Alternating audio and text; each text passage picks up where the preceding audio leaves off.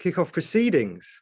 Hello, and welcome to the digital book launch for We Can Do Better Than This, 35 Voices on the Future of LGBTQ plus Rights, published by Vintage Books. My name is Uli, and yes, I am beaming to you from the venerable institution, which is Gaze the Word Bookshop in London. I'd like to give a special shout out to everyone who has donated to the Outside Project when they registered for this evening's event. The Outside Project is an LGBTIQ plus community shelter, center, and domestic abuse refuge in response to those within the community who feel endangered, who are homeless, hidden homeless, and feel that they are on the outside of services due to historic or present prejudice in society or in their homes. They do amazing, crucial work, and your donations for tonight have already raised over £250 to help them continue that work. So well done you. I should just say that for every sale of this amazing book placed through Gaze the Word's website, there will 10% of the cover price of that book will also be donated to the Outside Project. I will subtly drop the link to where you can order the book on the webpage in the chat function throughout tonight's event. Shortly, I'll be handing over proceedings to the comedian and writer Shon Faye, who will be hosting tonight's event. But before I do, I just want to say, as a bookseller and a book reviewer, how vital and fantastically various I found reading this anthology to be. It's almost like a stocktake, like an inventory of where we are as a community, and a stocktake articulated by a kaleidoscope of different perspectives. There is something essentially simple yet entirely powerful about that. When we take stock, and crucially, when we listen to the voices of other people, we are better placed to understand how we and our allies can all do better than this, and in a way that includes us all. So now I'd like to hand over to tonight's host and author of the forthcoming book, The Transgender Issue, Shon Faye. Join us now, please, Shon, and Amelia too. Hey. Hi. Hi. Hi. So yeah, I'm going to be hosting this evening, but I thought a good place to start really would be to just introduce people more to the book, particularly people who maybe haven't bought it yet, which they can buy from Gaze the Word. So We Can Do Better Than This is an anthology of 35 different LGBTQ plus voices. Basically, every essay answers that kind of initial suggested in the title, the proposing a different way in which LGBTQ plus rights could be improved, or a way in which humanity basically could do better. It's a hugely expansive and kind of internationalized text that incorporates the voices that are included range from like celebrities like Beth Ditto, Mickey Blanco, to journalists and writers like Juliet Jakes and Owen Jones, pop stars like Ollie Alexander, and then the likes of me and Amelia and Tom Rasmussen, so people who are authors kind of by profession. And in terms of what the issues it covers, it spans from the UK to the USA to Russia, Bangladesh, and beyond. And it's very varied in tone as well. So some of the essays, I think it would be fair to say, are much heavier than others. Pablo Vittar, the Brazilian drag queen, looks at ending hate murders, particularly a problem in South America. But then right on the other spectrum, you get kind of much lighter essays like Tom Rasmussen's, for example, or well, yeah, sort of.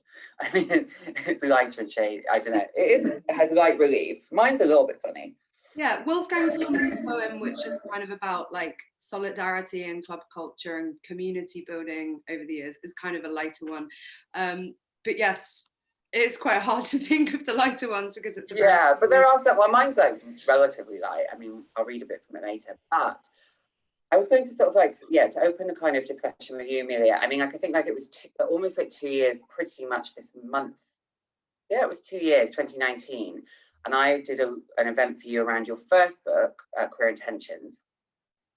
And it would just be, you know, this is your second book, and it's very different in focus. So Queer Intentions, hopefully some people will be acquainted with it who are watching, but it's much more of a kind of almost like combines travel literature with politics, and is an explorative journey across, you know, different parts of the world.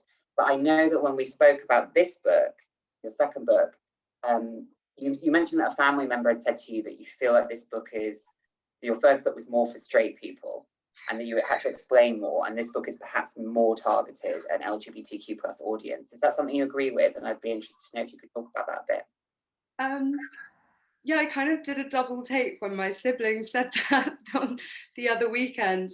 They were just casually like, oh yeah, because your first book was for straight people and this one's for queer people. And I was like, I never really thought about it like that. But I guess what they were getting at is that the first book, I think I was trying to kind of bring people into the subject matter who might not be engaging with it through a few different things, like, you know, I suppose what you might call kind of like gonzo reportage. Like, you know, I would go to like the Pride Parade in Amsterdam and be partying with the sex workers on the sex float, and then that would be you'd be in that scene, and then that's where you'd hear about like whether or not sex workers feel included in like queer communities. So I was definitely, yeah, using like on the ground reporting and also humor more, I think.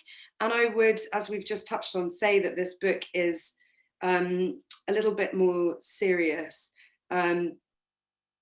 And so, yeah, I guess the first book is about the mainstreaming of queer culture, and it kind of like arrives at the idea that we haven't come as far as we think. And then I think this book is saying, okay, well, now we all know that we haven't come as far as we think. What can we actually do about it? And yeah, I think we can talk more in a little bit about kind of queer anger and stuff like that. But I just wanted to read a bit of Tom Rasmussen's essay out, which I think explains quite well what the book is about. This is the first essay in the book. And yeah, I think it kind of like sums up the UK perspective. In places like the UK, we have the big stuff, the social and legal equality cis heterosexuals have always had, and we have a great deal of visibility online, in the media, on panels, and in the pride campaigns of countless brands who just love us for the month of June. We now live in a country where I have access to things so few before me did. Sure, I can have a fab gay wedding with a fab gay cake.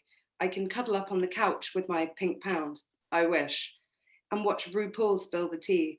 The Queer Eye queers help you live your most gorge life, and Timothy Chalamet fuck a peach in a movie about coming of age as a gay person. But a hyper-capitalist drag contest, getting a do-over on your bungalow, or a peach job isn't enough to help the most vulnerable in our community. We need more, because while progress has been made, we still get attacked. We still have disproportionate amounts of homelessness, mental health issues, suicide and abuse within and towards our community. We are still spoken about in Parliament, on the street, in the classroom, as if we're a problem and not the gift we are. Try to register your gender neutral pronouns on a passport or access healthcare as a poor trans person, and you'll be clogged in a system that doesn't want you for an agonizingly long time. On a personal level, yes, I am glad that I can get married, but it doesn't mean all that much if I can't even walk down the street holding my partner's hand, which we've never done in our 5 years together. I'm glad I can be in drag on the cover of a magazine, but what's the point of that if I can't even stand on the street looking the way I feel? The starting point to change is acknowledging there's a lot more to do. Rights on paper and increased visibility might make it look like we have all that we need, but appearances can be deceiving. So often I speak to people online after my shows who love drag, love pride, love everything about us, but have no idea what must be done on the ground to ensure our safety. We need people to recognise that they haven't done their part and to properly engage with how they might bring about change, whether that's for the LGBTQ plus community more broadly, or through within that community, a letter in the acronym that you haven't been paying attention to. What I'm talking about is active, proud, vocal, brilliant allyship where people stand up in public, private, online, and in real life and align themselves with our global fight for freedom. So that's kind of, I think, like an amazing passage from Tom that sums up some of what we were trying to do for the book. But yeah, I think it is different to the last one because it's a lot more serious, but I guess a couple of things that I feel it does is continue what I was trying to do with that book, which is bring in as many different queer voices from the community as possible, but this time like people are actually writing their own essays. It also picks up on the fact that after I wrote that book, a couple of people said to me like, oh, it would have been really nice if there was like asexual representation in this book, people from the asexual community. So it's also picking up on the work of the last book by trying to like correct like a lack of representation in certain places.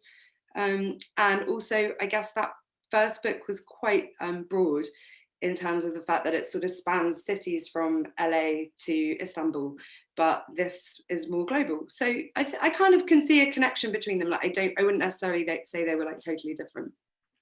Yeah, no, I would agree. I think they're like, I think it's kind of a a development of a certain tangent. I also think it's one that's quite timely because, as I say, it was 2 years ago that your first book was first out, and it was in like June 2019. And if you even look in Britain, I think the context has changed. Like we now have, since then, I mean, obviously that was the Theresa May government, which whilst it's still a Conservative government, rested itself in that kind of Cameronite idea of being socially liberal, even if they were kind of like doing devastating or austerity cuts and were actually deporting LGBTQ refugees. Whereas now, we have one of the most explicitly homophobic governments we've had since the 1980s, who I think are very much, even in Britain, where often, perhaps for a time, urban, cisgender, white, LGBT people maybe felt they had a degree of security. I think that even that group, that cohort has found this government much more opposed to things like LGBTQ education, much more opposed to even discussing issues of equality. There's obviously attacks in the media on LGBT charities like Stonewall, who provide equalities guidance in schools. So I think we are entering a period where perhaps what your book, it kind of chimes that this book is basically trying to state and clearly make the case that people shouldn't be complacent, as Tom mentioned in that essay, that people who come to their drag shows have no sense of like maybe some of the struggles, and so people see the cultural side of RuPaul's Drag Race, seemingly people being much more accepted, but actually perhaps don't realise the political threat that even in Britain we're living under. Yeah. And for that point as well, I was thinking like, we were sort of talking about that idea, you say it's a development, but you wanted to talk about queer anger. And I guess that's an important one because I think, you said you used humour a lot more in your first book. This book does, it contains a lot more distressing content, painful content, angry content. Mm-hmm. And I think depending on the person's individual identity as well, we can be often afraid to express anger. I think a lot of people can be, you're supposed to be grateful the whole time. I mean, that's what Pride Month is about, is often being grateful to corporations for even kind of putting their flag outside. Do you want to talk a bit about why, what your feelings are about, do we need better expressions of anger? Do we need to feel more confident to be angry and to be aggressive like political movements of the past? I mean, the cover art for this book is clearly based on ACT UP, and that ACT UP were angry. So I'm intrigued to know what your thoughts are on that. Yeah, I think it is. It was the other way around. It was the pink there, and it was almost like too direct a reference to ACT UP. So we switched it, and I think it works well. I think Tom's essay is like the perfect example of, it's funny, but at the same time, it is really it's quite demanding, and it's quite shot through with anger. And I guess there's this feeling, maybe, this feeling that we kind of like have to entertain people or be like funny or be like the sassy best friend or like, the drag queen entertainment or, like the fun party for Pride Month. And I don't know, I just wanted to make space for some real talk about what's going on. And there are so many people who are doing that in online spaces, I think, but particularly in books. And your book is gonna just do this like God. Probably too much. But I think there's been an amazing bunch of like queer memoirs that have come out, and they're so important and valuable. And I would probably not the so important book, but I would probably put my first book, it's kind of like memoir in that. And it's kind of showing our experiences and queer experiences, but yeah, definitely with humor. But I would say that I hadn't really read much that was like, okay, here's what's wrong and here's what we can actually practically do about it. And what became a bit of a challenge editing the book was, obviously, if you want to talk about, you know, how to make things better, you need to ask people what the problems are. And then so you receive all these essays and they're like quite traumatic and hard going to read, and you kind of have to send them back to people and say, like, could we perhaps like maybe focus? I had this moment when I suddenly read the whole book through for the first time as a whole, and was like, oh God, like, why would anyone want to be LGBTQ plus? So kind of sent some of the essays back, and everyone was really good at sort of like making changes to talk about, yeah, like all the great parts of being queer, and also all the things that like we can practically do to make life better. And I think it ended up being a lot more hopeful for that reason. But yeah, I think I just wanted to edit something that was like unapologetic about, you know, it deals with some like really, really important issues, literally spanning from hate, you know, hate murders to lack of trans healthcare, to so many, like, to how disabled queer people, for instance, don't actually have marriage equality. There's so many issues in the book. And yeah, I don't know, I just think I wanted to give space to that in book format, because we see it so much on, we see people talking about these things on social media, but not necessarily like with the space of quite a few pages to talk about it. Yeah, and yeah, that kind of archive of it. We're going to bring Yasmin in a second, but I just thought one final question for this part was, I was intrigued by, obviously what, you know, is striking if you look at the voices is that the diversity, both in identities, but also, right, like in terms of, there'll be some people on the front cover, you know, who most people like household names and stuff like that. And in terms of that, like a mix, like I understand that, you know, there's a mix of like people wanting to hear from people in the public eye and people wanting to, hear the experiences. Is how did you judge that mix of like wanting essentially celebrities, big names, versus perhaps names that people hadn't heard of before, that were engaged in activist work, or are just quietly like journalists or writers? And how did you strike that balance, and what did you want to achieve with that? Yeah, luckily I asked you before you got too famous for me. But yeah, I guess just people that can strike that balance that I was just talking about, of, you know, personality and humor, but also talking about something that's like really heavy and really serious, and bringing a new perspective to it. And then, yeah, it was hard to get the balance. So we wanted to get a breadth of voices around the world, and obviously you're never going to fully get the whole spectrum. But in terms of global LGBTQ plus activists, I asked people that I've basically like met along the way and have like a personal relationship with, pretty much. So Mazharul Islam, who's written an incredible essay for the book, and who's here watching, I think, is someone who I met at like a panel event I did, and Maz was telling his story, which is an absolutely horrific story. He joined an LGBTQ plus activist group in Bangladesh in the 2000s, and some of the people that he was in this group with and friends with were murdered in a a homophobic hate crime by Islamic extremists, and he was forced to flee Bangladesh overnight. And he was talking about how he does this protest at the Bangladesh High Commission every year with the help of Peter Tatchell, to try and bring justice for his friends who were murdered, and also to ask for decriminalization in Bangladesh. Oh, here he is messaging.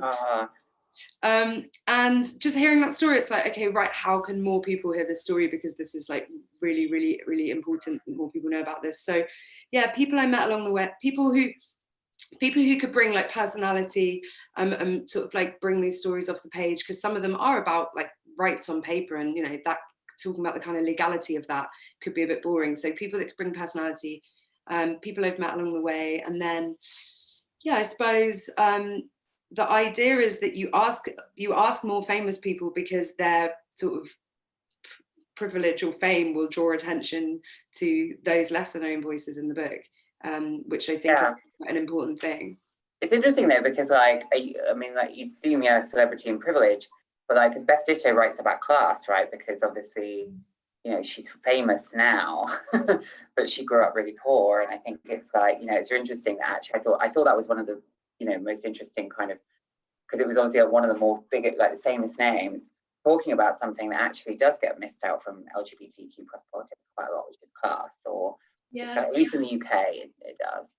Yeah, I had an amazing conversation with Beth, like one of my favorite moments of working on the book for her essay. And yeah, she was talking about how, you know, even with all the relative privilege of being Beth Ditto, how she, as a queer person living with a disability, how much she has to pay for her health insurance, or also as a person who's in a relationship with a trans person, like going through what they have to go through proximity. Like even with relative privilege, there are other things that are still challenges. So yeah, that's how I put it together. Should we bring in Yasmin? Yeah, we'll bring in Yasmin. I'll introduce Yasmin. Hopefully she's getting ready. It's just to say, so I'll introduce Yasmin because I think, we say LGBTQ plus. We've been using that throughout.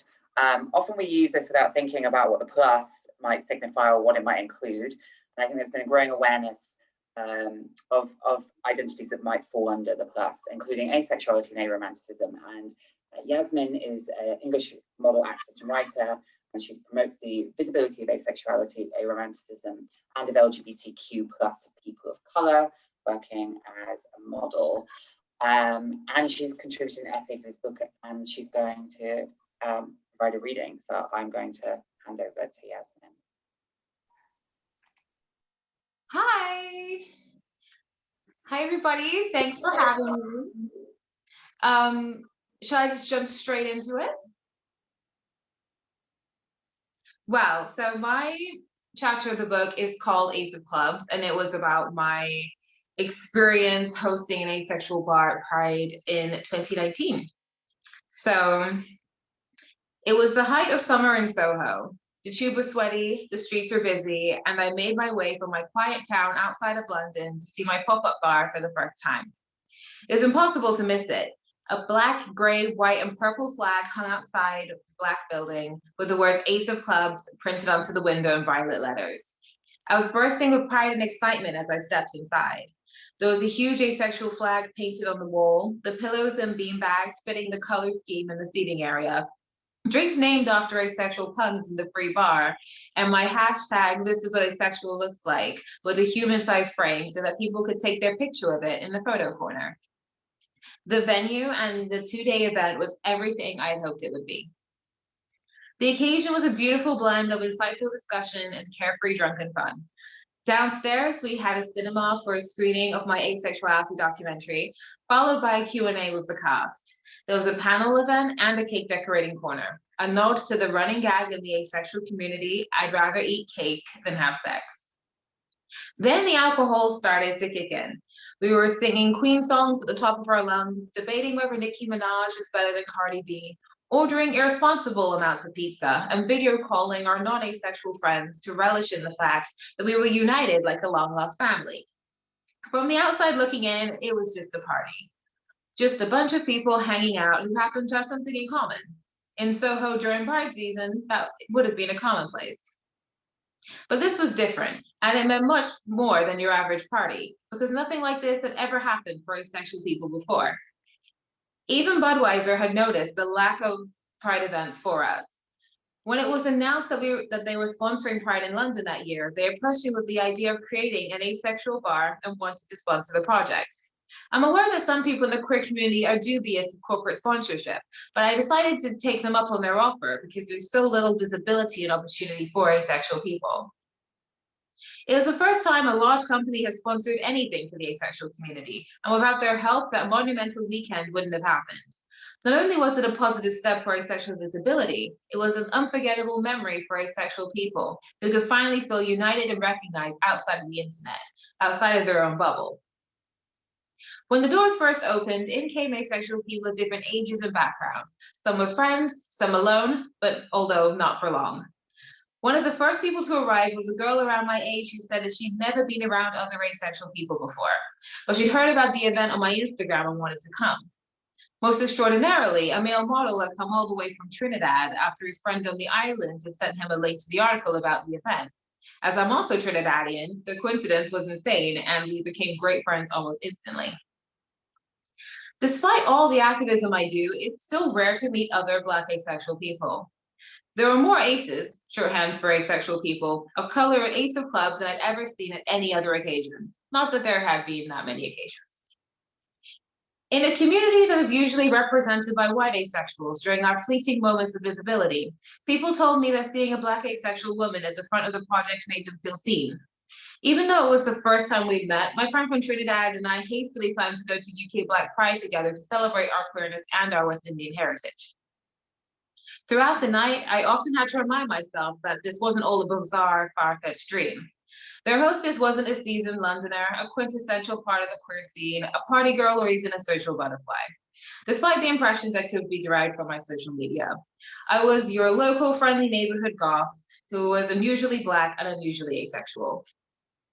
I never really had to come out as asexual or aromantic. I don't experience romantic attraction either, because I didn't pretend to be anyone else. I noticed my lack of orientation when those around me realized that they did have one, i.e. early puberty.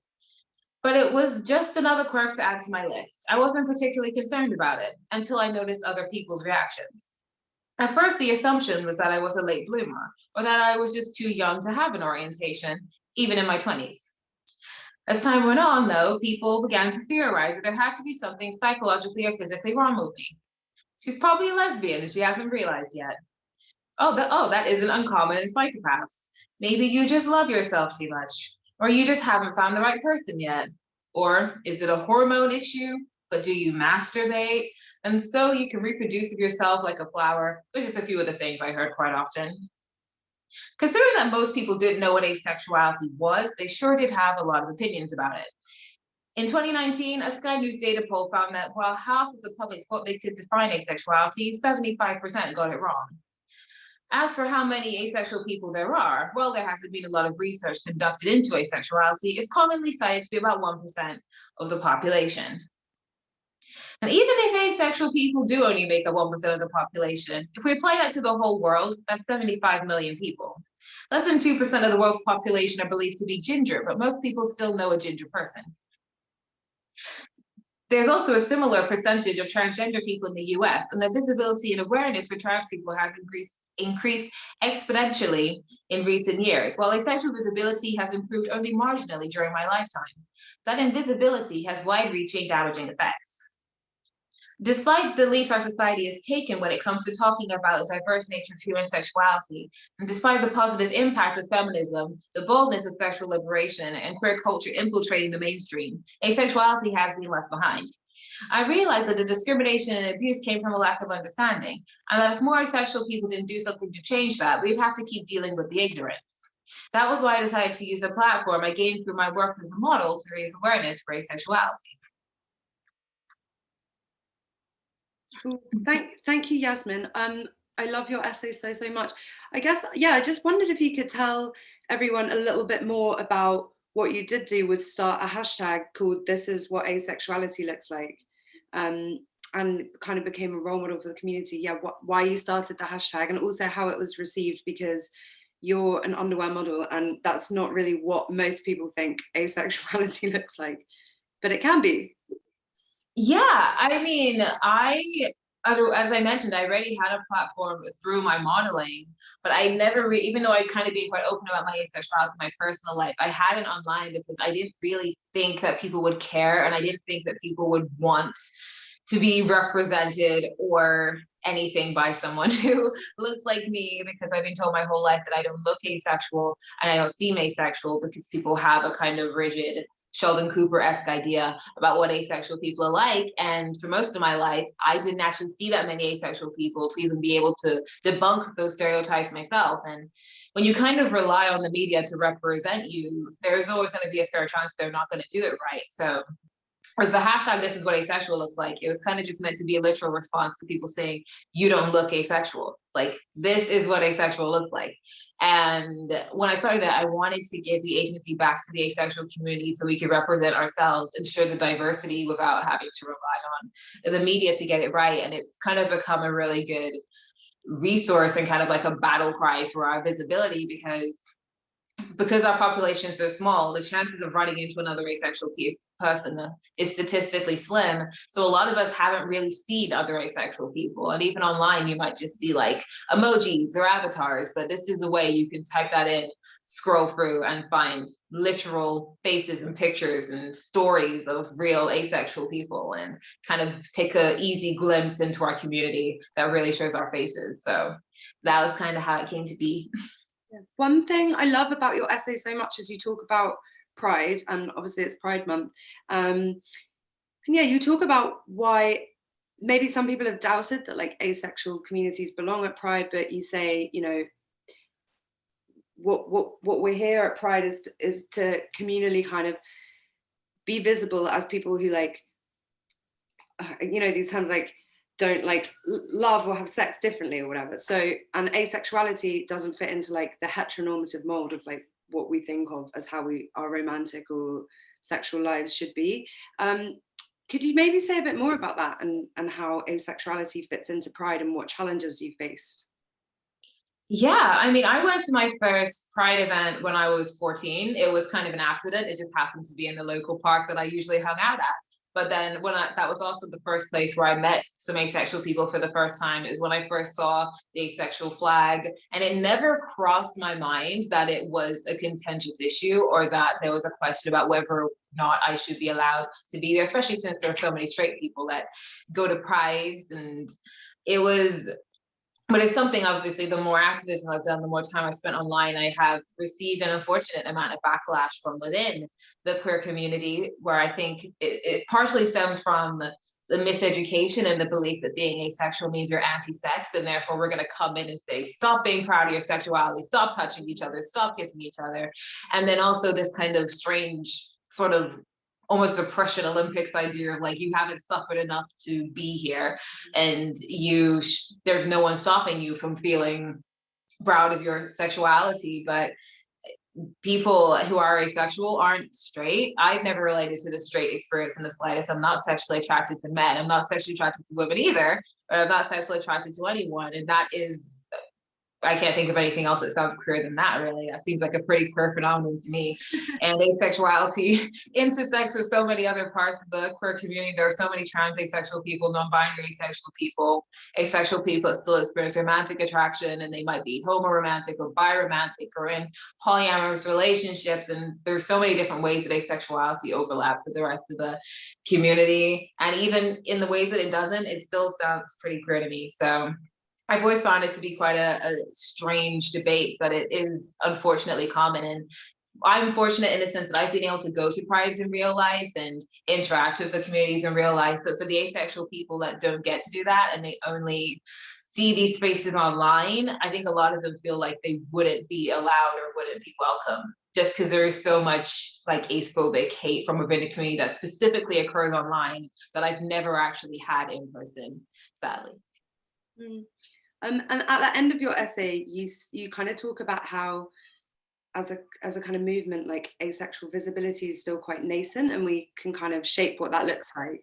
So my final question is, what do you hope asexuality visibility looks like over the next like 5 years, or how it kind of improves or grows?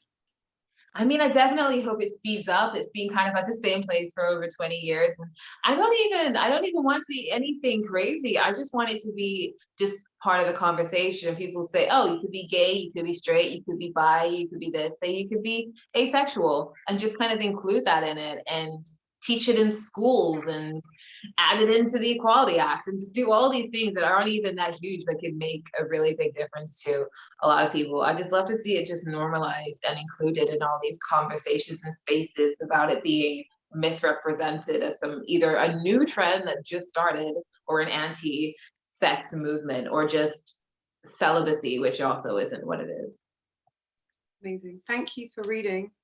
Thank you. Yeah, thank you so much, Yasmin. Yeah, I think that was such an interesting point, and I think it's actually a really interesting one because I actually, in personal experience, I briefly discovered the term asexual when I was a teenager. And in my case, I think the narrative of my own life would be that I think I had gender dysphoria, obviously. And so I found that as a kind of identity that I did briefly move through. And I remember discussing it and getting such shit for it. And then, like, actually, I think even when I was younger, when I then discovered that I did have maybe a sexual orientation, unfortunately, towards men, I think I kind of engaged in that kind of like, well, pathologization. I think it's really important what Yasmin spoke about, like this idea of imposing narratives on people to try and like pathologize. It's like, it's very toxic. It's very similar to what gay and lesbian people had historically, trans people do now. And it's just, I think it's really important as a community that we don't really do that to ace and aro people. And I'm really glad that I know ace and aro people who have kind of, you know, not intentionally, but like explain those things to me. And so I think that's like one of the most valuable essays in the anthology. Yeah. I just want to say, as a bit of admin, there is a Q&A box. Please ask questions, because otherwise I'm just going to be asking Amelia questions in the Q&A section that we have in the agenda. So ask some questions. But it won't, I can answer them. Yasmin will come back, and Adam, who is reading later, like basically it'll be like a panel Q&A, so you can get like a myriad of answers. So I'm going to encourage you to do that. At this point, I just want to like talk to Amelia a little bit more about some of the sort of specific parts of the book. Let's just like, I'll just ask you what, like, even though I'm a contributor, I won't be offended. who are you? What were your favorite essays in the book as an editor, or even if you imagined yourself as a neutral reader? What are the ones that have stood out for you, and why? Begin with that. Yeah, I think it's definitely, so I'm kind of the hardest audience for this because I spend all day like reading LGBTQ plus articles online, and my whole social media is like the wildest like echo chamber bubble of queer people. And also I just read a lot of queer theory, for instance. So I was like, how can we make this feel really new? And I think there are some essays that went beyond my wildest expectations, which I won't take credit for at all. It's like the people that submitted them, I just received them and was like, whoa. So yeah, Andrew Gerzer, who is incredible. Andrew is a queer, disabled activist and podcaster and writer from Canada. And Andrew wrote, so there's chapters in the book, like one of the chapters is basically about like love, sex, family, dating. And Andrew wrote an essay that I'm obsessed with, which is basically called Happily Ever After Isn't Accessible to Me.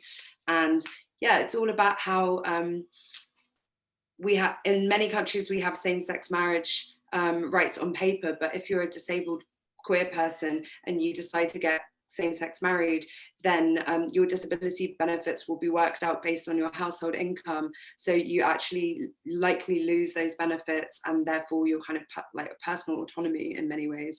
So that's an amazing essay, just because one, I didn't know about that too, and then the way that Andrew writes, I urge everyone to follow Andrew Gerzer on social media if you want to learn more about disability rights and also what it's like to be disabled and queer, because Andrew has just got the most like amazing voice. And in the essay they're sort of talking about how, you know, they were talking to their friends about getting married, and they kind of use this like rom-com-y tone but totally like turn it on its head. So that's an amazing one. And then another one is someone called Levi Horde, who is a trans academic who basically writes an essay about pregnancy beyond gender.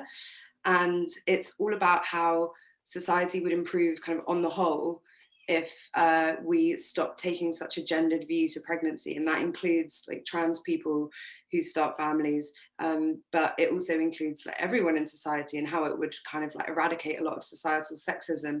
But there's this part in this essay that I just find so amazing, where Levi compares pregnancy to transition in terms of like how people perceive you differently, and like the hormones, and like sort of reaching a new stage in your life. And I'm like, wait till the TERFs get hold of this. There's a whole branch of trans theory that's basically like, when we say sex change about trans people, people's sex changes all the time. Like your sex changes in puberty, your sex changes in pregnancy, your sex changes in old age. Menopause is a sex change. I love all that shit.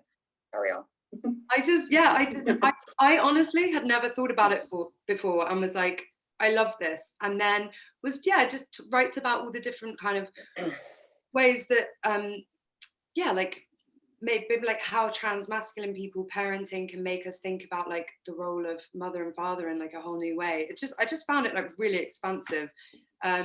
And then the last one that I also found really expansive that I wanted to shout out was Travis Alabanza's essay, which is called "We're All Trans, Now What?" And it's about basically thinking of transness as a spectrum, essentially, trans identity as a spectrum, and how maybe a lot of transphobia is to do with people's feelings of instability around their own gender, but it's written in this way that's just like knockout. It's so good. And actually, maybe Shon, do you want to talk a bit about what your essay is about?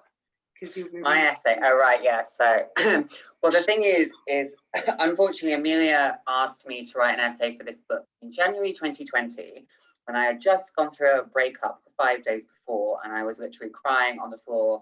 And then I got a call from Amelia being like, "Will you do this?" And I was like, "Of course." Bye. And then, so then I locked on to do it. The trouble is that obviously, yeah, I think I mean, behind the magic. What we discussed, I think, was the difficulty was that I was also writing my own book, which we can talk about in a bit. But yeah, like obviously I wanted to write something probably from a trans perspective, even though I knew that there were other great trans perspectives in the book. But unfortunately, obviously we had to think about not duplicating or whatever. And so I was like, actually, I've never really written about trans people online, and being online is a huge part of being trans. I mean, I do touch on in my book is that a growing reason that you see more trans people, the trans visibility movement of the last 10 years is all because of the internet. Because trans people were always here. The reality is we weren't able to talk to each other or connect or like represent ourselves to the majority. And so actually, as much as I constantly hate like flicking through Instagram stories, seeing trans community into arguments, seeing like people calling out Instagram for shadow banning and stuff like this, being like, this isn't the real world. Actually, it kind of is to trans communities. So I decided then that it would be good to write an essay about some of my observations as, yeah, someone that like is very much a child of social media in terms of that my writing career, everything really career-wise that I do now has come from social media and building a social media profile and being someone that, despite kind of professing to hate it, does use it quite heavily. And yeah, there are certain trends, and I think there's that, and then alongside that is something that probably is a bit broader that like even like straight cis people could see as well, which is this rise of influencer culture. Is that we see on Instagram now a rise in well, like, it's not a rise in, it's been here for like a few years, is particularly like young women, and in queer communities it can be like all young queer people of all genders, basically being there to market products. And then we, if you add in the idea of like we're all moaning about Pride Month, we all know that we're being like used by brands, we're selling stuff for brands, but then if you're a bit of an influencer, you're like, I hate capitalism, but I am also going to be doing this queer lipstick, like on Close Friends, get your coin. Like we all know that this is a kind of growing subculture where like it's a way to make money. Simultaneously is exploitative of us, but simultaneously is also a way that like people do learn about us and create empathy with us. So I kind of wanted to probe into that, specifically around trans influencers. So my essay looks at, it starts with me going to a private clinic in a foreign country where trans women just get their faces smashed up to look more feminine, because I was interested in whether or not I would like to do that. But then it kind of expands out from there and it looks at this culture. So I try to start reading. Yeah, can we just say that you got really annoyed with me on the day that the book came out because I was showing like all these really like sharing on Instagram like all the most kind of like powerful, important paragraphs. Yeah. And I shared a paragraph with you, which maybe you could start with the paragraph above so people can hear what I shared. Okay, so this is what Amelia shared. So there's, as we've discussed, this is a profound book. Okay, and I'm a serious writer. This is what Amelia shared.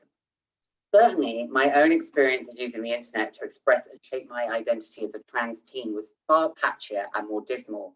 Technically, my first experience of identifying as a woman online was in online chat rooms circa 2002, where I would pretend to be a hot 22-year-old with large breasts in conversations with adult men.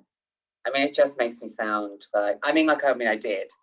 But like, yeah, thanks Amelia for sharing me basically sexting old men as a 14-year-old boy. But yeah, that was I mean, the truth is that's the reality. But also, like, even when I joked about that on Instagram, I had not just trans women, but also gay men basically saying the same. And it's not a lot of trans men who, or not trans men, gay men who said they also pretended to be women. Like, it's not like a uniquely trans experience. I know that too because I had gay friends at school that did the same. Like, it's like if you grew up as like a queer kid in 2002, you probably were on the chat rooms.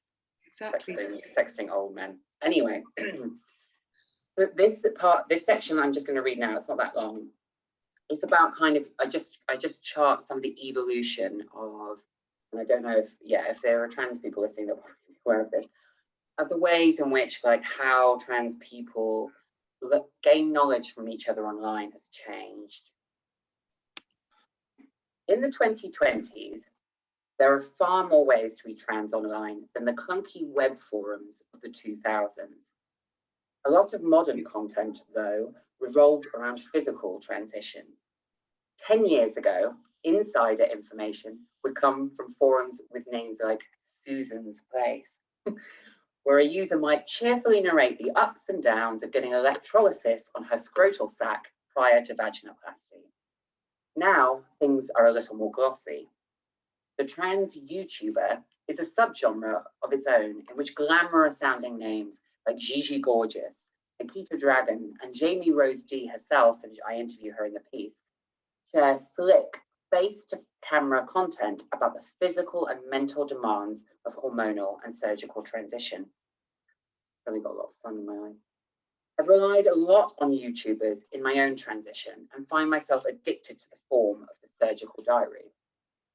A pretty girl's gleaming veneer smile cheerfully narrates some of the most extreme body modification known to humanity. Some trans women find following other very beautiful trans women on Instagram depressing or intimidating. But I was relieved early in my transition to fill my daily consciousness with this type of trans beauty in a world where we are still largely seen as monstrous and encouraged to internalize this harmful self-image. The chief benefit of the explosion in trans content creation has been cutting out the middleman of the mainstream media, which has historically misrepresented, abused, exploited trans people. Yet the democratization of power, platform, and audience that social media seemed to promise a decade ago turned out to be a chimera. Women, people of color, and LGBTQ plus people who gain any kind of following online are now apparently expected to endure unprecedented levels of abuse and harassment for their platform. Jamie Rose D tells me that the vast swathes of online hate have been part of her daily reality since she was 15 years old, and she expects it. I take it as part of the job she concedes. Abuse is perpetrated to silence people, or at least cause self-censorship, so it is obviously one of the largest limitations on LGBTQ plus expression online. But everyone knows abuse is a problem. What is often less questioned is the subtler, stifling effect of homogeneity, i.e., a lot of the biggest trans content creators tend to look and sound the same. For trans women, the standards are strikingly similar to the standards for cis women in the mainstream media. Whiteness, thinness, conventional feminine aesthetics all dominate. It's not just about beauty standards. When it comes to such a small minority whose safety in public space so often relies on having a satisfactory appearance for cisgender people, the similarity of the aesthetic takes on a political character. It presents a homogeneous view of what being trans is, what it means, and what it looks like to a wider audience in a way that necessarily becomes reductive. It's just regurgitations of the same old story that makes us boring and dead and safe to read about, writes Kai Cheng Tom in the foreword to Fierce Femmes and Notorious Liars, a dangerous trans girl's confabulous memoir. He was referring to the trans autobiography as a literary form, but I think the sentiment rings true for much of the content created by big name trans influencers online too. What, according to Tom, is the same old story being told over and over again? If you're good and brave and patient and white and rich enough, then you'll get the big reward, which is that you get to be just like everybody else who is white and rich and boring. And that's the end of that. I love that. All done. I'm like bleached. And then you go on to explain how we can do things better, but I guess this line sums it up. Visibility is not the revolution many of us hoped it would be. And your essay comes after Juliet Jake's essay, which is the longest essay in the book, and it's Juliet's kind of perceptions of how we got to where we are in terms of transphobia in the British media and how we might make things better. So it's really nice to kind of like have the mainstream media discussed by Juliet and then come into you straight away talking about the internet. But wanted to ask you a question about your new book, because everyone's very excited about it, and you've just had this absolutely incredible endorsement quote from Judith Butler. What can we expect from the transgender issue? If anyone doesn't know about it, could you perhaps explain what the book is and why they should read it? Yeah, so the transgender issue, the reason I wrote it, I guess, was I've been working on journalism for a few years. I mean, like I do all different types of journalism, like I will do a review of like Chromatica by Lady Gaga, but then like at the same time, obviously, unfortunately, because of the deranged media narrative in the mainstream about transgender lives in the UK at the moment, in particular, I felt as someone like, well, you just get roped in, you can't like, as a trans woman who works in the media, you can't just stand by for media organizations that will hire you to write about pop culture, but then like are literally putting out hate pieces about. So obviously I got roped in that way. And what happened, I think, is that like you said about this book, your book, is that I think I wrote a couple of pieces a few years ago, 2018, for The Guardian in particular, because that's like the main lefty liberal paper in the UK. And yeah, they got like some traction and stuff like that, but I mean, I endured such abuse every time I wrote one. And what I realized is that like a Guardian column is like the best 700 words. There was no way to talk about the like complexity of the fact that what I was being required to, the agenda was being set by someone else, and that was not me. That was people more powerful than me, more senior than me, and more cisgender than me. And I was often, if I wasn't rebutting and I was trying to start a different conversation, so a lot of the trans conversation will focus on, like, for example, trans women in the Olympics, very, very topical. And I'm like, but there's the healthcare system in where it's now 5 years plus to get a first appointment for a first appointment at a gender clinic, or kind of lower surgery for trans men at the moment in the UK suspended because of a failed renewal of the NHS for its contract. These things that like very material issues that actually affect far more trans people's lives about than whether or not you call a trans woman in the Olympics a male. And it's really hard to start a new conversation in a 600-word column. So the book was an attempt to look at long form, a way to recenter, because what is happening, and I see it really now, is what's been happening over the last few years, is that despite it all centering around transphobia and a lot of it being driven around the exclusion of trans people, particularly trans women, from public life often, there's been this like intellectual consensus in the media. It's not about that. It's about cisgender women, or it's about cisgender men. It's about like sex and gender and how we interpret them in law. And what's been completely ignored are the issues that actually face trans people. So this book attempts to recenter the issues that actually face trans people. And so to do that, I have a sort of first chapter that's actually kind of, yeah, it's probably similar to what Juliet was trying to do in your book, is it looks at the media, and then it's about trans life now, and I look at the ways from cradle to grave that the most marginalised trans people in Britain right now are discriminated against, experience systemic issues, sometimes issues other people are facing, but is exacerbated by the failure to take the consideration of existence of trans people part. Second, medical oppression, the fact that trans people have always been medically oppressed, but also like particularly now are.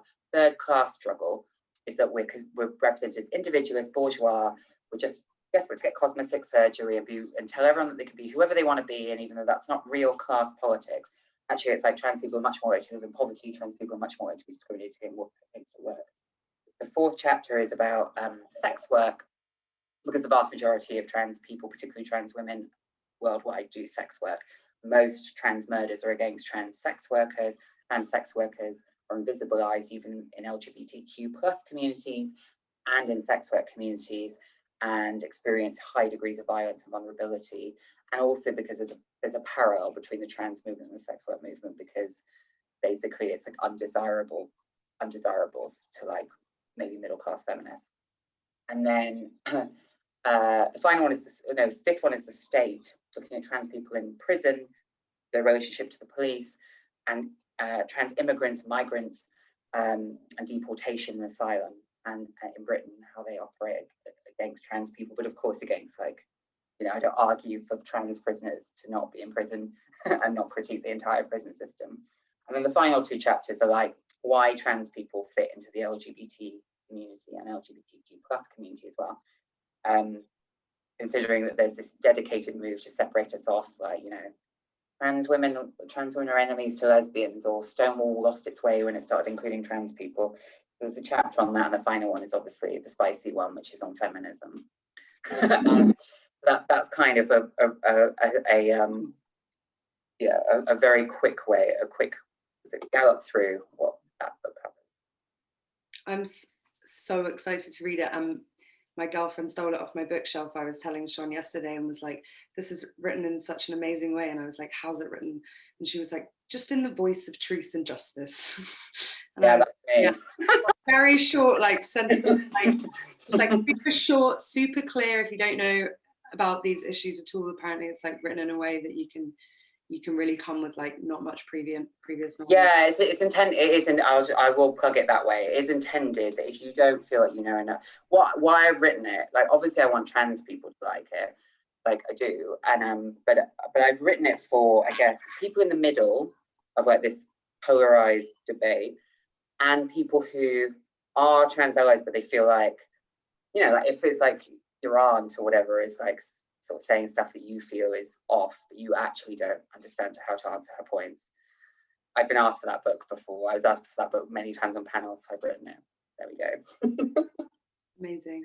If anyone has any questions for Shon specifically, please leave them in the Q&A box. Should we look at what is in the Q&A box? And yeah, then I'll have a look. Let's open this up. Okay. I've seen one. Yeah, I've actually seen. So what we should do, there's one that's specific to Yasmin actually. So we will bring Yasmin in a second. Should we? I want to give Yasmin a moment just to get ready for being asked a question. So I'll ask the first one first. I don't know if there are any in the chat box too. Some people have been putting them in the chat box. No. Okay. Cool. Yeah, Yasmin's ready. What I'll ask first is congratulations to those involved in this project, and deep thanks to Amelia for making this book a reality. My question is about transnational queer solidarity. You've spoken about the important opportunities in thinking of disparate queer communities as also part of a global one. What are the challenges in doing so? What have you learned, both from this book and your first, about navigating issues around class, privilege, or representation when attempting to struggle with and for queers elsewhere in the world? Big question.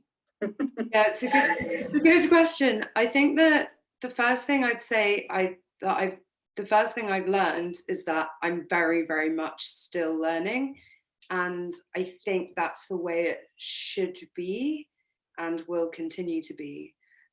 Unless you're like a lawyer who specializes in global human rights or something. So yeah, I think the reason I'm still learning is because every single place has a very specific cultural context for what it's like to be queer, and then within that there are so many intersections, you know, in terms of like where you sit on the LGBTQ plus spectrum, or class, or religious background. So there's not really like a one size fits all approach to, say, decriminalization. And I think, you know, speaking to Maz about that, and Maz's friends who are activists in Bangladesh, that's become really clear. And I think, Maz, actually, it would be amazing if you wanted to share any thoughts in the chat box in response to this question. But yeah, I would say I'm learning, because there's so much specificity involved in international LGBTQ plus rights, and then also there's so much sensitivity involved, because quite a lot of laws, for instance, that criminalise homosexual people have been exported by Britain during colonial rule, and that's very much true of Bangladesh, which Maz writes about in the book. So, you know, it's not necessarily for us to talk about like, this is what will lead to decriminalisation, or this is how we approach decriminalisation.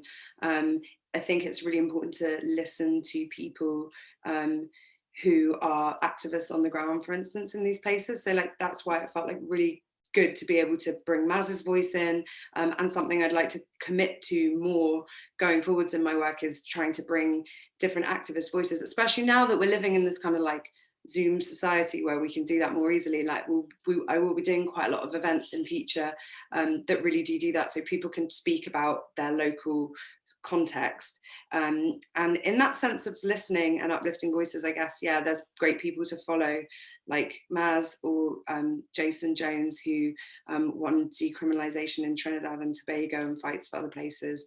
Peter Tatchell's talking about this a lot. People like BC Alimi. So yeah, listening to activists, was one thing I've learned and I'm still trying to do. And then I think we can do things, yeah, I think we can do things remotely, like boycotts, or, you know, opposing deportations, you know, signing petitions or writing to high commissions, asking our own governments to put pressure on other governments, and also like uplifting activists on social media. And then the other main thing that I learned from editing this book is just how useful money is for a lot of activists who are operating in places where there's criminalization. Like, visibility isn't always helpful. It can kind of put people's lives at risk. But when people are working specifically in like the global south, money can be really important to support their work, like protecting queer people on a day-to-day level. So an example of that is Leticia, who's written an essay for the book. Leticia founded Queer Youth Uganda, which is an amazing organization that supports queer people across Uganda with like job opportunities and houses and healthcare, and creates community basically. And when I met Leticia a few years ago in London on a panel we did together, it was like a fundraising event, and Leticia was like, basically the main thing we need is like more funding. So I think that as queer people, you know, if you donate to a charity each month, like I donate to the Proud Trust in Britain, but it's like, okay, what international charity can we back that up with, or how can we also support the charities that are doing global decriminalization work? And I would invite, as I say, I'm still learning, so I would invite anyone else who might have thoughts to contribute. Cool, thank you, Amelia. I'll just ask the question to Yasmin, which is quite specific, but then it does open up. Is have you read the book Loveless by Alice Osman, who stars an A-Rose protagonist? If you read it, what do you think about it? Or if you haven't, do you have other sources you may recommend for people who are curious to know more about asexual, aromantic lived experiences? I've met Alice before through our work. She did send me a copy of the book. I have read part of the book. I'm not too good with young adult fiction. It's not like what I usually read, so it's taken me a while to get through what's actually not a very complicated book. But as written by somebody who is also aromantic and asexual, so I'm sure it is a good example of our representation. I think I'm about 3-4 chapters into it, but I tend to lean towards nonfiction personally. So if I had to, like, if you do like young adult fiction, I totally recommend Alice's work. But if you like nonfiction, I'd probably go for Ace by Angela Chen, which came out last year. And that was kind of more of a, what does asexuality tell us about like how we should understand love and relationships? And she speaks to a lot of different asexual people. She spoke to me for a chapter in it as well. And it's more of it's a different take, but that's like the kind of thing that I like really enjoy reading. So I would totally recommend that as a resource. No, thank you for that. That's brilliant. We don't have any more like direct questions. Yeah, someone's saying they want to pass me a glass, like a pair of sunglasses. I know there's been no sun out this window. I work out this window every day, and there's been no sun for like the last 3 days. And just as I started to do my own reading, I now am blinded. Anyway, but we should. I would like to maybe take this moment because since you've reminded me about the weather, just to thank everyone for coming to a Zoom event 1.5 years into pandemic where we're all sick of Zoom. And in the month of June, I'm really grateful, and on quite a serious issue on a Tuesday night. So I'm extremely grateful, and I wanted to say that at the beginning. Thank you so much for being here. Should we go, Shon, to Adam? I'm quite into this, like calling into people in different countries. yeah. We've got Adam from. Yeah, so shall I say Adam's a contributor in the book? I'll do my hosting. Adam's a contributor in the book. He's an American activist and writer known for his work in LGBT activism. And his first book, The New Queer Conscience, was released, was it June last year? And it is also available for sale at Gaze the Word. And I'm going to hand over to Adam. It's very Eurovision. It's quite, that's what I was getting at. It's very Eurovision. I wish we could have done all the contributors in all the different countries and then scored everyone at the end on the essay. Adam, firstly, how's New York and how's Pride Month? I'm sure you've been very busy. What's happening over there?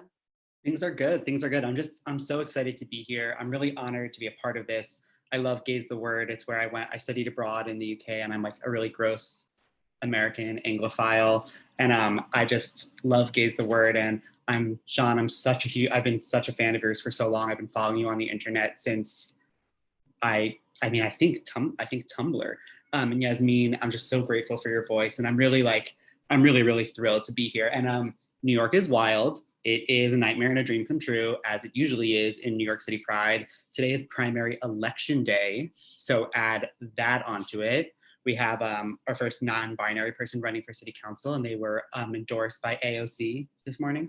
So we're feeling pretty good about that. But yeah, it's pretty crazy to walk through Soho and just see like rainbow. It's wild. It's pretty intense, and it's only gonna get worse until the Queer March on Sunday. Do you want to maybe tell everyone what your essay is about before you read? I would live, laugh, love to do that. My essay is the book talks about how we can do better and how we should do better, and about how we should do better and why. And I think Tom's, the ever brilliant Tom's essay does such a good job of that. And I talk about a little bit of what I hope is sort of a guidepost of how to do that, a tiny bit of setting you in a direction, or at least trying to give you a compass of when you can be sure that we're not doing that. And essentially, I argue that the most important thing to do is to put our most marginalized members' needs at the center, those who are most at risk. And anytime we deviate from that, that's a pretty sure sign that we've lost our way in the movement. I should also add that I had to offer you the final closing essay in order to flatter you into doing this. Yeah, 100%. And that, but also I like to think, hopefully, is that I'm like a offensive optimist. I've always been grotesquely optimistic. So I think to end on on a sweeter note, I guess. That's so true. Do you want to read the first couple of paragraphs, which I think you were gonna read out for us as our final reading of the evening? Sure. Okay. Knowing Better and Doing Better by Adam Eli. Knowing we need to do better and actually doing better are two very different things. One of my core beliefs is that queer people care about each other and that they, along with their allies, want to help and show up for each other. They just don't always know how. As activists, change makers, organizers, it is our job to create tangible ways to contribute and then spread the word far and wide. But that can be difficult in a community as diverse as ours. Queer people come from every walk of life and therefore have different experiences of the world and of being queer. Denying that certain queer people have advantages or privileges that others do not is disrespectful, detrimental, and frankly, a waste of time. Not everyone's stories and struggles are the same. However, a queer person can always relate to another queer person on at least a basic level because all queer people were born into a predominantly straight world. I believe that because queer people are able to identify with each other in this way, we have an obligation to stand up for each other. This idea acts as the basis for our movement, but also creates some of our biggest struggles. Movement work, or direct action organizing that fuels change, is inherently disorganized. That's why we call it organizing. That's why we say after a protest, great organizing. The aim is to create a coalition of different people from different backgrounds who have different opinions, but face and care about the same issues. An organizer's job is to take the energy, power, resources, abilities, and passions of a crowd and bring it together into an effort that is communicable and can drive change. This is difficult enough, but now factor in systems built to exclude us and the trauma we all have as a result, then factor in a lack of healthcare, the rise of nationalism, and so on. It's sort of a miracle that we get anything done at all. But of course, we do. We persevere, and we have seen time and time again that when we are able to come together, despite all of these differences and challenges, and come together in a way that takes responsibility for the people in our community who need our love, care, and attention most, that's when progress happens. Amazing, thank you. Your essay, we unfortunately don't have time to hear all of it, but you then go on to talk about your experiences of different Pride events in order to sort of illustrate your point. And I wondered, why did you decide to write about Pride for your essay?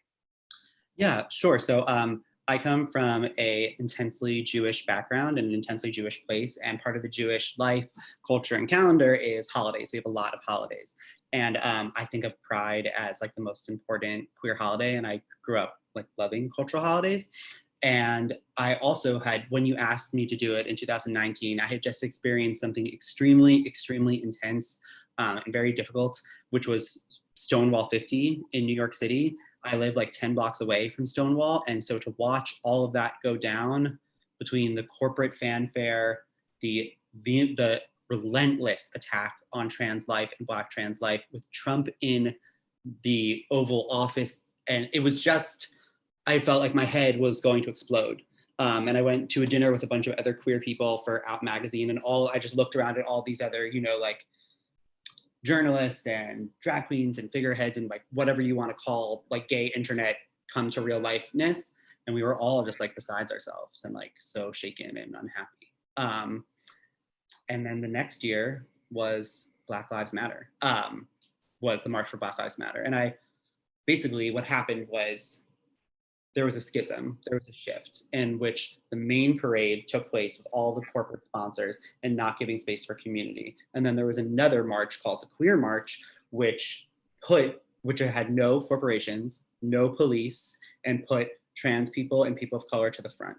And that was really incredible. But I went home really freaked out, and I looked to Stonewall 25, which was another landmark moment in the queer rights movement.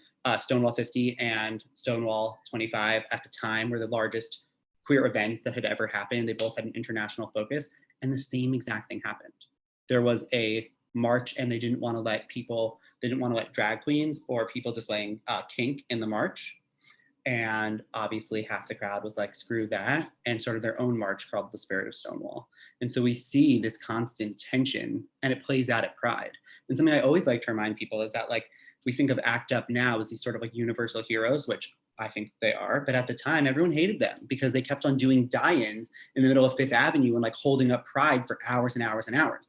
And so Pride is really this, when we talk about we can do better than this, I think that Pride, specifically New York City Pride, is a testing ground and a litmus test and a petri dish and a shit show of all of that coming out. Mm-hmm.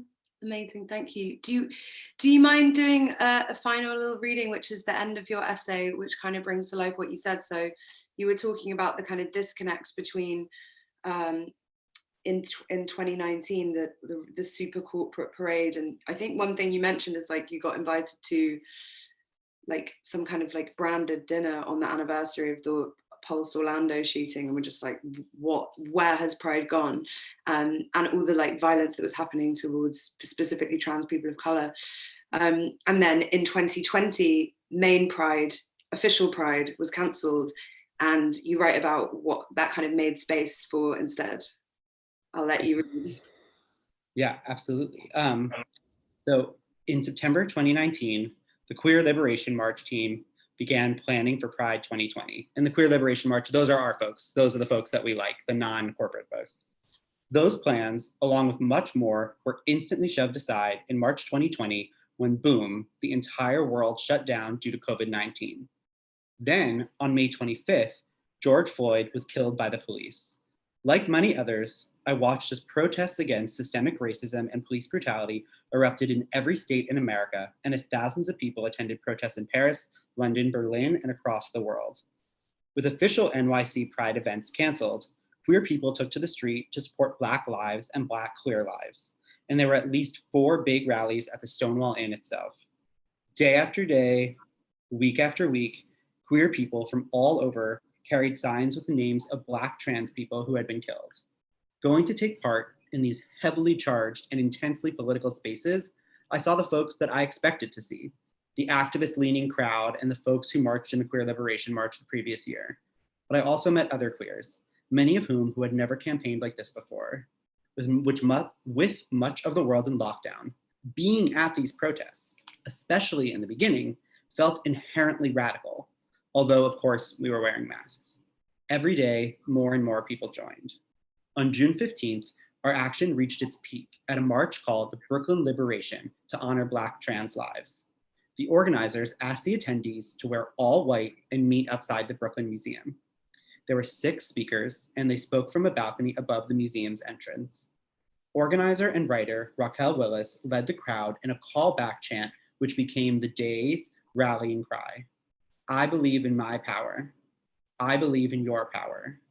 I believe in our power. I believe in Black trans power. The march was, without a question, a movement-making moment. I had never seen anything like it before. None of us had. In 2019, Melania Brown had addressed a protest of 600 to 700 people to demand justice for her sister, Layleen Polanco extravaganza. Now, exactly a year later, she was addressing a crowd of 15,000. Later that month, on what would have been the official day of NYC Pride, there was only one event taking place: the Queer Liberation March for Black Lives. The day was extraordinary. The message from last year's Queer Liberation March and the protests of the past months guided our day. Our most marginalized community members came first. No longer was this the alternative or counter-protest. It had become the main event. Reflecting on the Brooklyn Museum rally, Raquel Willis told the New York Times that the event felt like we had arrived in a new era, with a new, grander version of queer and trans people of color embracing of community. The number of attendees suggested the same. While there is not really a rubric or measuring stick for how a social rights movement progresses, and the queer movement, like any other movement, is subject to the tides of history, this was undoubtedly a turning point. This essay is not about the failings of corporate pride. It's about checking in with your gut. The queer movement is only as strong as the movers it consists of and the direction it is moving in. The queer community may never totally agree on what pride should look like because we are, as we know, all different. But as activists, organizers, and changemakers, what matters is we stand by our principles and do our best to create moments where progress can be fueled, to help create a movement so bright and so loving that folks can't help but flock to us. Stonewall 25, Stonewall 50, and Brooklyn Liberation March for Black trans lives all, in my opinion, show that though the movement is always evolving, we really move forward when we show up for each other. They prove that we can always find new ways to do better. When lost, I ask myself and the parts of the queer movement I'm engaging with the following questions to get back on track. Are we centering our most marginalized communities? Are we leveraging the privileges some of us have now to benefit the whole? Is this space just diverse on racial, class, and gender lines? Are we accepting people as they identify without judgment? If the answer to any of those questions is no, it is safe to say that we have veered off course. Things don't always get better for queer people, but we can. Amazing. Thank you so much, Adam. I really appreciate it. I think we're running out of time now, so we're going to sign off. I'll let Shon say a few words. I'm sorry to take questions we didn't get to. Yeah, there were a couple of questions there. I mean, I think there was one about recommended reading, and I mean, just peruse Gaze the Word, basically. I'm just gonna plug the store. I just want to say, yeah, thank you to Ulia, Gaze the Word, for hosting this, for Amelia, and please do, if you haven't yet, buy the book, and obviously, especially post-pandemic, buy local. So please buy from Gaze the Word. Please buy my book. There we go.